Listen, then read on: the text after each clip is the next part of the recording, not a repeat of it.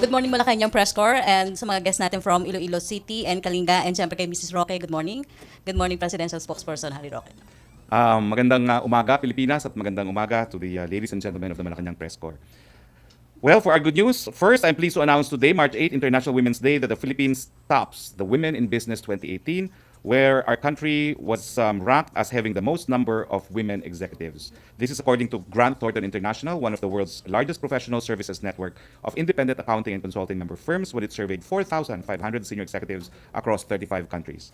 The report reveals that 46.58% of Filipino women in the workplace hold senior management roles, a proportion that is way above the global average of 24.14%.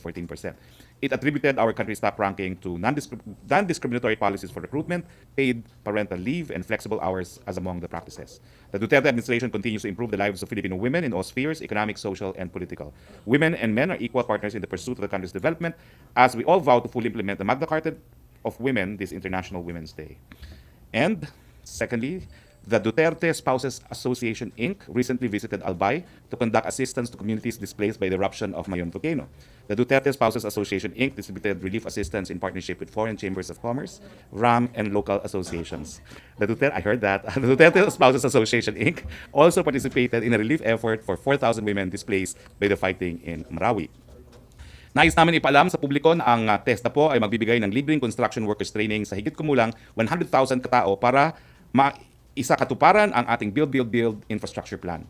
The project has already received application forms in 122 TESDA training centers on February 27 and 28 for the National Technical Vocational Education and Training, Enrollment, and Jobs Bridging. Graduates of the skills training, especially the indigenous peoples, the poor, the rebel returnees, will be recruited to play a vital role in the development of infrastructure projects such as the construction of roads, bridges, and establishments. Of course, we have to do this because apparently the Build program has already resulted in some kind of a shortage for construction workers here in the Philippines. No? Questions? Questions, MPC? Ian Cruz. Microphone. Anong ginawa mo, Ian, kay Joseph Morong? Ilabas mo si Joseph Morong. Meron siyang ibang ginagawa, sir. Good morning po, Secretary. Sir, nabanggit ni UN Human Rights Chief Al-Hussein na tinalulungkot daw niya yung nabanggit ng Pangulo nung nasa Davao kami, sinabi ni Presidente na huwag magsasalita yung mga pulis o yung mga sundalo kapag may mga mag-iimbestiga kahit daw dun sa mga taga-UN. Sabi niya, may duty raw ang Estado, ang pamahalaan na i-uphold ang human rights at kailangan i-engage ang mga tao na ina-appoint ng kanilang council. Ay, hindi ko po din-dispute na may obligasyon ang gobyerno ng Pilipinas sa batas sa pangtao. No? Pero ang sinasabi lang namin, hindi naman po binabaliwala ang soberenya pati po dyan sa UN Human Rights Council. Kinakailangan po pumayag ang mga bansa kung nais mag-imbestiga ng mga rapporteurs. Ang hindi po mapatawad natin si Calamard pumasok ng Pilipinas, uninvited, and made her conclusions na para bagang nag-imbestigasyon na siya. Siguro po matatagalan bago mahilom yung mga sugat na nagresulta doon sa ginawa ni Calamard. Ang masakit po dyan kay Calamard pa, no? She came here unannounced at the time when we were in the process of negotiating her investigation. So this is what happens when the UN Human Rights Council does something that would cause member state of the UN to lose trust in some of its rapporteurs. My reply to His Excellency, the Prince of Jordan, is it's a two-way street. The entire human rights mechanism of the UN is built around sovereignty, and it will not work if rapporteurs become untrustworthy as far as sovereign states are concerned. Sir, may nabanggit pa siya, no? Concerned daw siya sa deepening repression and threats sa mga individuals with independent views or dissenting views.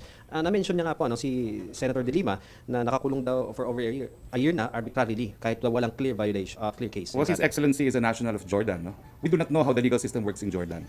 But in the Philippines, the judicial branch of government is independent and no one, not the executive, not the legislature, should intervene. So, Your Excellency, I do not know what kind of a system that you have in Jordan, but in our system, we respect the independence of the judiciary. We will allow the judiciary to proceed and decide on the case of Lyra De Lima. And I'm sorry if our legal system is vastly different from your legal system in Jordan. Okay, thank you. Follow-up? Follow-up? Wala nang follow-up? Dahil sa Rivera. Sir, good morning. Sir, na-mention yung matatagalan bago maghilom yung mga sugat. Does this mean we won't be open to any investigation while we're still feeling hurt over the actions of Calamard? Well, the last word that I had with the SFA in this regard is apparently the UN Secretary General said that they will be proposing names. We're awaiting the names. Names of new rapporteurs? Possible rapporteurs, no? So that's where we are. Awaiting names for new rapporteurs for Yes, the JKs? definitely. Sir, The Special Rapporteur in Extraditional Killings is only one of the special rapporteurs under the thematic rapporteur system of the UN Human Rights Council. There are other rapporteurs. Sir, how about your recommendation? for record. Well, I withheld my recommendation when I found out that there was already communication between the UN SecGen himself and our Secretary of Foreign Affairs. Let's await the list of possible names to be given by the UN Secretary General. Thank you. Okay, follow up. Rose Venario. Ay, sir, ibang issue. Sir, reaction lang po dun sa sa nangyari po sa House Justice Committee na may probable cause daw po yung impeachment complaint laban kay Chief Justice Sereno. Pero patunay na naman po ito na gumagana yung ating mga proseso na nakasaad sa ating saligang batas, lalo na yung proseso ng impeachment na proseso para mapanagot yung pinakamataas ng mga opisyales ng ating bayan. So, nagagalak po kami na nakita natin na gumagana muli ang ating institusyon. Thank you, sir. Follow up. Other issue? Ralph, other issue? Tete Vera. Good morning, Secretary. Secretary, may nabanggit po kayo yesterday about this Pangasinan group sa MRT. And you said that yung one-third na pupunta sa political machinery, would we know kung nabanggit po ba ng mga whistleblowers na sinasabi nyo kung sino yung political machinery It's na now in the nababang? process of investigation, and this is what I promised to do. No? I have some documentary evidence already. Perhaps beginning next week, I will devote 1 day a week in disclosing facts and details about the plunder of MRT3. No? But I have documents already. I'm just giving notice to the NBI and DOJ before I go public with the documents. But I promise that this will be a continuing activity that we will have here, and which is dissecting the plunder of MRT3. Who will initiate the filing of charges? Because last briefing here, you said that there could be new charges against the previous officials of the OTC. We'll see, because I'm directly turning over documents to the NBI and the DOJ. So we will see what they will do with the documents. Thank you. Okay, follow up. But in due course, after I've submitted the documents, we could release even some of these official documents, no, in the following weeks. Hi, Ina. sir. Sir, can you give us maybe an idea on who these whistleblowers are? Do they used to work with officials of the previous administration? That's why they know. Of course, the nature of whistleblowers is they're always insiders. That's why they're whistleblowers. And when did they start coming forward to Malacanang, to you or government sitting officials? Well, I got my first batch of documents today, but I have gotten information as possible. I think it's about 3 weeks ago. Follow up. Follow up. Rose Venario. Sir, possible po ba yung parallel investigation ng NBI at Ombudsman dyan po sa plunder case po ng dating MRT officials or dating Aquino administration officials? That's without prejudice. And we are hoping that the Ombudsman is conducting its own parallel investigation because an official complaint has already been filed. Alam mo, diferensya naman po sa Ombudsman. Kung may kakulangan ng ebidensya, pwede naman ang Ombudsman na ang kumuha ng ebidensya kung gusto ng Ombudsman. Kung ngayon ang Ombudsman, wala tayong magagawa. No? Kaya nga inaasahan natin na magiging patas ang ating Ombudsman, bagamat siya po kaalyado ng nakaraan na administrasyon, naniniwala naman ako na kung may ebidensya na dapat lalo pang paintingin ng Ombudsman ang investigasyon, ay gagawin niya. Dahil napakadami naman po talagang nagdusa dito sa MRT. No? Mula po dun sa 500,000 na sumasakay sa MRT, ngayon 200,000 na lang po ang sumasakay. Thank you, sir. Follow up. Ian Cruz. Secretary, pwede na bang pangalanan sino-sino yung mga Pangasinan group? Hindi pa po. Ongoing investigation. Sige po. Follow up. Although I'm sure nanonood sila, malapit na po makahabol ang katarungan sa inyong lahat. Pero Secretary, kanino sila lumapit na agencies? Sa inyo mismo o kay Presidente? Yung mga Well, ako whistleblower? pong linapitan at ako pong binigyan ng dokumento ngayon na i-forward ko naman sa NBI. Follow up. Virgil. Sir, ilan po yung whistleblowers na lumapit sa inyo? Dalawa na po. Dalawa. They are from the DOTC? po? Directly involved po sila sa MRT3. Okay. Are they connected? Hindi na sir? ata, hindi na. Question. MPC. Follow up. Alvin Baltasar. Follow up muna. Microphone. Laila, please. Thank you. Sir, sir, kasama po ba doon sa dalawang whistleblower si dating GM, Albi Tangkol? Hindi pa po. Hindi pa po. Ah, hindi pa, sir. Sir, may feelers ba na lalapit din siya? Matagal na naman nagsasalita si GM Vitangkol. Let's just say that with independent information being furnished me right now, perhaps I should go out of my way and refer GM Vitangkol also to the NBI. Okay. Other issue? Tapos na tayo sa MRT. Tina Mendez. Sir, good afternoon, sir. With the current ban on foreign entities sa Philippine Rice, yung marine research, ano pa yung ibang plano ng administration on the issue of food security and national security? Well, dahil po nang napagpulungan sa kabinete ng Lunes, no? Bibili na tayo ng sariling research vessel natin, pero meron naman po tayong nagagamit ng research vessel din. Kaya nga po ang sabi ni Secretary Piñol, isang dekada na tayo na nagkakaroon ng scientific research dyan sa Philippine Rice. No? So talaga pong tinututukan yan ng Department of Agriculture dahil doon sa tanging yaman sa pangingisda, at tinututukan din po yan ng DNR dahil yan naman po ay kinukonsider natin kabahagi ng ating tanging yaman or natural resources na kabahagi rin ng katungkulan ng DNR. Sir, meron bang plans na i-open to for commercial fishing by Philippine companies or to our local fishermen? Kasi we have already asserted our rights, then wala na siguro makikialam kung mag-fishing tayo dun. Hindi po compared sa kinakailangan somewhere else. pagplanuhan yan. Dahil yan po ay kapatid ng EEZ, bukas na po talaga yan sa pangingisda para sa mga Pilipino.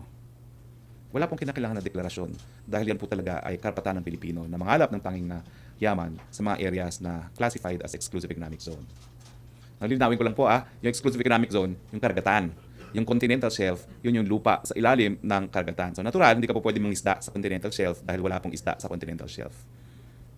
Questions, MPC? Alvin Baltasar?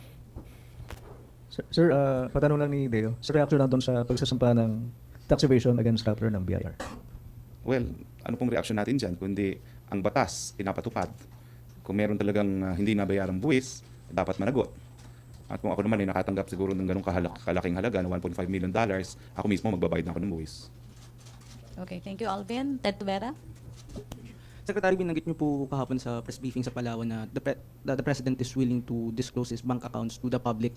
Kasi the other day, sinabi niya na he is willing to disclose it sa PACC and not only on Senator Trillanes. Bakit, sir, hindi pwede si Senator Trillanes? Unang-una lilinawin ko po kasi nakatanggap ako ng mensahe according to the chair of VACC na hindi raw totoo yung kumalat ng balita na ibibigay ni Presidente yung kapangyarihan sa VACC mismo, no? sa Presidential Anti-PACC. No? So meron akong nakuhang mensahe dun sa Viber group namin, Interdepartmental Viber group, na hindi raw totoo yung ganung impormasyon. So yun lang po ang nakita ko. No? Pero kagabi, doon sa Clark, inulit na naman ni Presidente na matagal na niyang hinahayaan ng publiko na tingnan ang kanyang mga account dahil matagal na niyang sinasabi na hanggang 40 million lang ang laman ng kanyang account. Kung merong makuha in excess of 40 million, siya daw po ay mag-resign. Hindi lang niya papayagan si Senator Trillanes. What about other opposition personalities? Sabi po niya kahit sino pwedeng tingnan ng kanyang bank account para i-confirma na hindi po higit sa 40 million ang laman ng kanyang mga bank accounts. Senator Trillanes lang talaga yung bawal, sir. Ayaw niya talaga kay Senator Trillanes. Thank you. Okay, question, Bombo, Raymond? Follow up muna, Ralph. Other issue, Ralph. Sir, mabalik po doon sa impeachment, sir. Ano pong ina-expect natin sa pagpunta ng impeachment case sa Senate po? Hindi pa naman po dahil pagbubutuhan pa yan sa plenaryo. So, ang naaprobahan lang po ngayon sa committee level. No?